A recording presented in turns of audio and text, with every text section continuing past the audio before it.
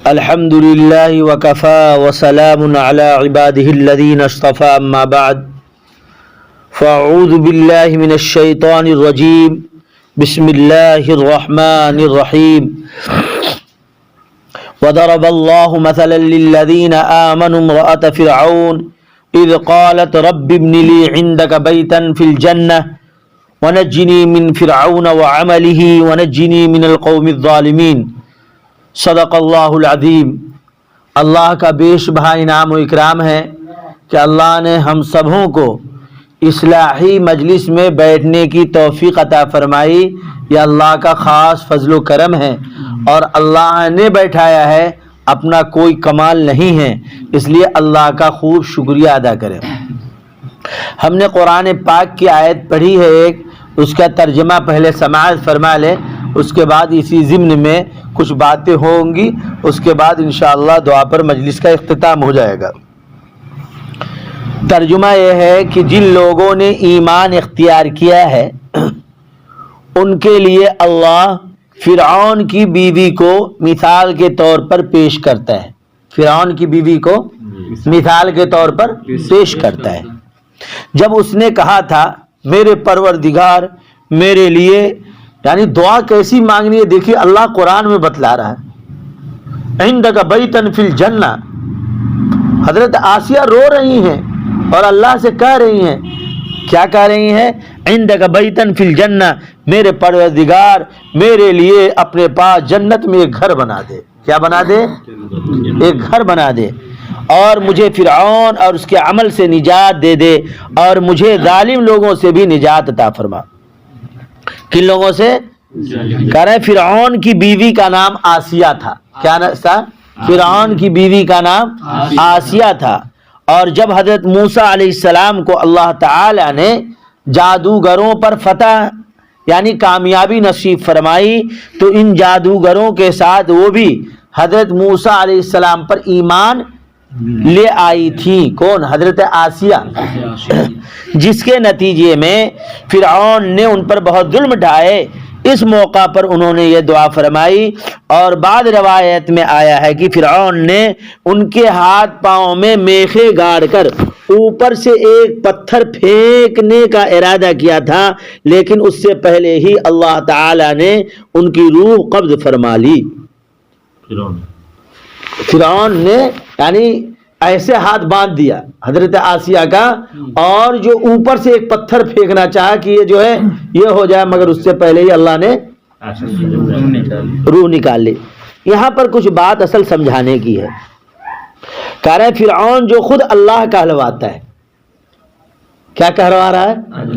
کہ مجھ کو اللہ کہو، انا ربکم الاعلی، میں تم سب کا رب ہوں، مگر اللہ چاہ جائے تو اس کے دربار میں بھی کلمہ پڑھوا دیتے ہیں، اس کے بیوی کو، اس کے نوکرانی کو کلمہ پڑھوا دیا اللہ نے۔ ہم لوگوں کو یقین ہونا جو کمی آ گئی ہے، اور یقین کو مضبوط بنانے کی ضرورت ہے۔ کیا کرنے کی ضرورت ہے؟ دیکھیے اللہ نے کیا کیا، حضرت آسیہ یہ فرعون کی بیوی ہیں۔ کون ہے؟ فرعون کی بیوی ہے، اور اللہ نے اس سے کلمہ پڑھوا دیا۔ کیا کر دیا؟ کلمہ پڑھوا دیا۔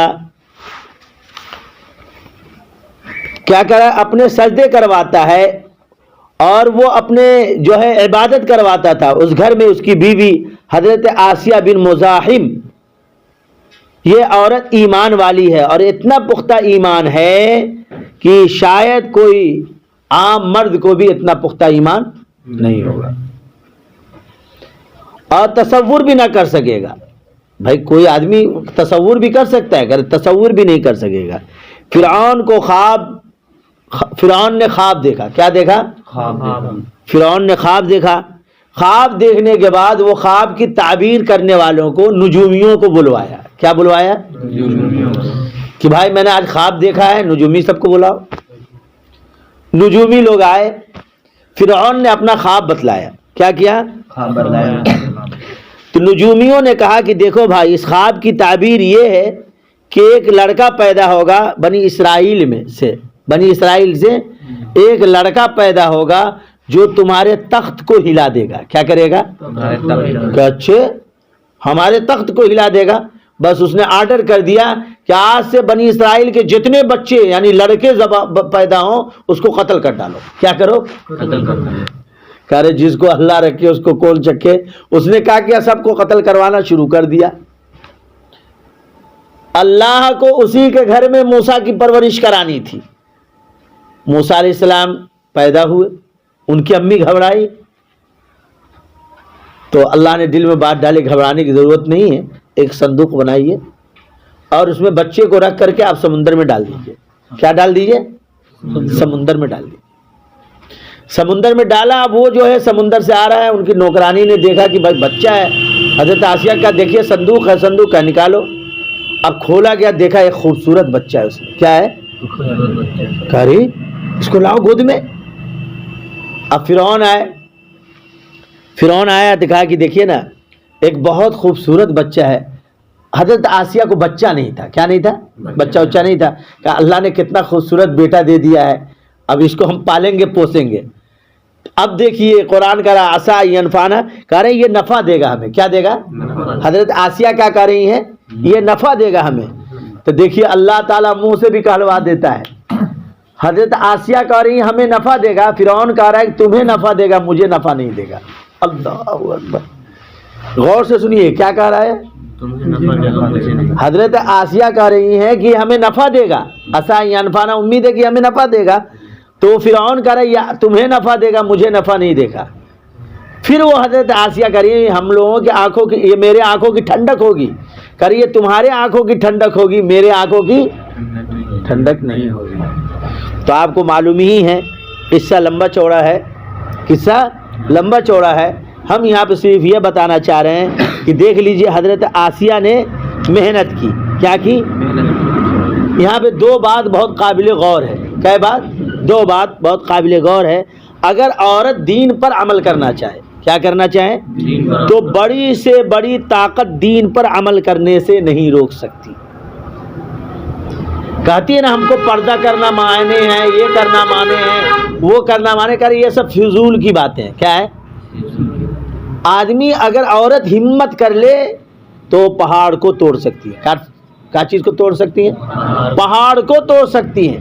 اسی طریقے سے مرد اگر ہمت کر لے کہ ہم کو کامیابی یہ کرنا ہے, وہ کامیاب ہو جائے گا. کیا ہو جائے گا؟ تو دیکھ لیجئے حضرت آسیہ نے ہمت کیا تو اللہ نے اس کو کیا ہے وہاں پہ کلمہ پڑھا. اور اس سے پہلے واقعہ آیا ہے, ان کی نوکرانی جو ہے وہ کنگھی کر رہی تھی حضرت آسیہ کا, وہ کنگھی گر گئی تو اس نے جو ہے اللہ کا نام پہ دیا تو سن لیا. تو بادشاہ کو آ کے کہا فرعون آپ تو کہتے ہیں انا ربکم الاعلی, میں رب ہوں اور میں سب کو کھلاتا پلاتا ہوں, اور آپ کے گھر میں جو ہے موسیٰ کا دین پیدا ہو گیا. کیا ہے؟ موسیٰ کے اللہ کا نام لینے والا پیدا ہو گیا. کیا اچھے بلاؤ. بلانے کے بعد کہا تم اللہ موسیٰ کے اللہ کا نام لے, تو کہا میں موسیٰ کے اللہ پر ایمان لاتی ہوں. اس کے دودھ چھڑا کر کے اور جو تیل کو گرما کر کے بچے کو ڈال دیا گیا. بچہ پکوڑا بن گیا اس کے سامنے. مگر وہ بچہ بعض روایتوں میں آتا ہے کہ بولا بچہ اس میں تیل میں کھولتے ہوا کھول رہا ہے, وہ بول رہا ہے کہ ماں میں حق پر ہوں, حق سے نہیں ہٹیے گا. کیا کہا؟ ماں میں حق پر ہوں, حق سے نہیں ہٹیے گا. موسیٰ کا دین حق ہے. کیا ہے؟ موسیٰ کا دین حق ہے. اس کے ماں کو بھی اٹھا کر کے اسی طریقے سے اس میں ڈال دیا گیا, تیل میں کھولتے ہوئے تیل میں, وہ بھی غبارہ بن گئی. کہ ہمارا تو کچھ امتحان نہیں لیا جا رہا ہے, ہم تو ایک دم جو ہے آسان دین ملا اس پر بھی ہم چل نہیں رہے. اتنا ہی نہیں, حضرت آسیہ کو جو ہے اتنا مارا گیا اور جو ہے کیل جو ہے ایسے تختہ اور یہ کیل کا جو اوپر ہوتا ہے نا وہ ایسے نیچے سے یہ کر کے گاڑ کر کے اس کے اوپر لٹا دیا گیا. اسی وقت اس نے دعا کی تھی. کیا دعا کی تھی؟ عندک بیتن فی الجنہ, اے اللہ مجھے جنت جو ہے دکھلا دیجئے, جنت میں محل ہمیں عنایت فرما دیجئے. اللہ نے ان کو کیا بدلا دیا؟ دنیا ہی میں جنت دکھلا دیا. کیا دکھلا دیا؟ کہ تم فرعون کے بادشاہ محل کو چھوڑ رہی ہو, ارے احکم الحاکمین ہے, میری جنت کو دیکھو, تمہارے محلوں کے تم بھول جاؤ گے. اللہ نے عنایت فرمایا. اور آخرت میں کیا عنایت فرمائے گا؟ بادشاہوں کے شکار شہنشاہوں کے شہنشاہ حضور سرور کائنات صلی اللہ علیہ وسلم کی بیوی ہوں گی. کون؟ حضرت آسیہ.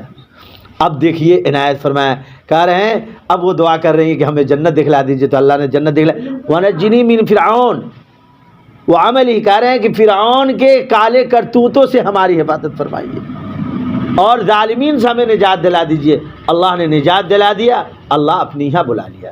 کہہ رہے ہیں کہ اگر کوئی بھی عورت دو کام کر لے، کتنوں بڑا مصیبت آ جائے، پہاڑ آ جائے، دین پر وہ چلنا چاہے، دین مشکل نہیں ہے۔ کیا مشکل نہیں ہے؟ پردہ کر کے جائے، کہیں بھی جائے اپنے پردے کو فالو کرے۔ کہہ رہے ہیں اگر وہ ٹھان لے تو کوئی مشکل نہیں ہے۔ حضرت آسیہ کے واقعے کو ذہن میں رکھیں۔ کہہ رہے ہیں دوسری بات یہ ہے، عورت اگر دین پر عمل کرنا چاہے، کیا کرے؟